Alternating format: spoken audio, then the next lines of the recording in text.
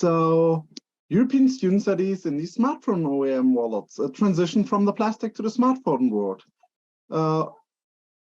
It's really the last days inspired me to give that talk to you, the fantastic networking.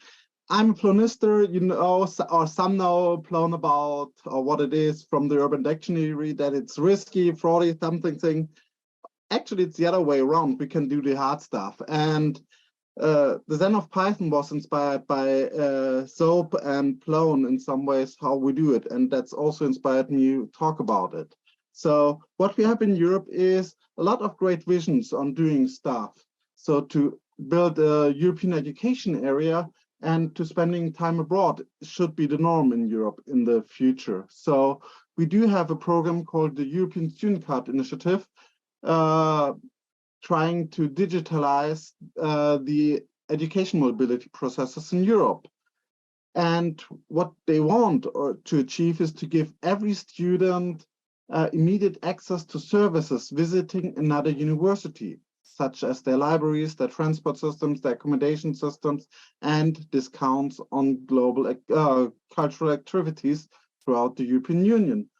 There is a timeline on that, and it says by 2025, all European universities should issue an interoperable card for all students.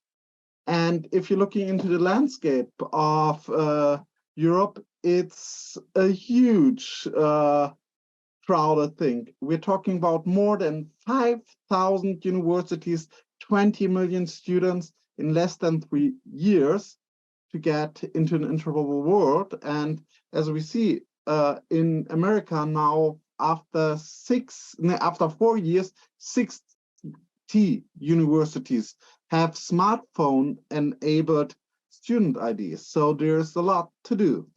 It's all about services we're talking, and especially it's the on-site usage for identification, electronic payment, physical access control, library, transport, and discount and promotions. But on plastic cards, that don't really work. There are too many complex or too many different standards out there that are not interoperable. So it does not talk about interoperability on the reader side. Let's talk about interoperability on the card side. It's on the reader side. But if we really think about it, it's about providing benefits and must be simple, quick, cheap, secure, and everything. But, well, there's not one size does fit all. So for different use cases, you have different technologies that works best. And we do have a legacy problem because electronic payment, physical access control, libraries, transport have already existing systems or technologies to work to make something secure.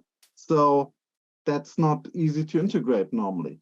But there's also the user expectation talking about that. And the smartphone is the essential tool for the use today. We know in America, there are some universities already doing that. Well, Europe is a bit different. We are much more crowded. We are not clearly demarked campuses. We are much more in our city areas, open to everyone with lots of service providers involved. So there's a lot of legacy problematics in there. But if you do an idea to say, okay, we do have not a card, but we have a wallet, and you don't want to stack 1,000 cards in a physical wallet, but in a smartphone, it doesn't matter.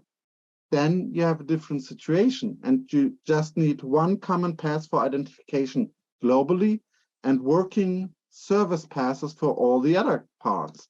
And that's what we're talking about, moving physical cards into the wallets, into something that looks like a grouped campus card. Wallet passes, if you're looking into that, has a lot of fascinating technologies involved and a lot of capabilities that a smartphone app does not provide. It's actually a lot of the things in there about card bundles, visibility, looking all the stuff up. And in the end, providing them to a smartphone is just a question of a REST API. So if you can do that clearly in Python, and there's a lot of things within, but it's also about the user scope, the things of data you provide, and identity linking.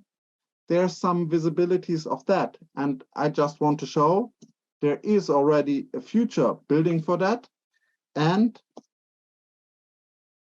implementing that is quite feasible. And if I can break down the presentation, I can show you that it's quite simple to present with a card on a card reader, that it's peeps, or a smartphone to read a card. And that's the thing we're talking about today. Thanks. That's cool. I love the fact you did a physical demo and had like real world, meat space things happening and beeping and success. So that was a cool demo. Thank you very much for that, Alexander. And it was actually almost exactly on time as well. So thank you for doing that. I want to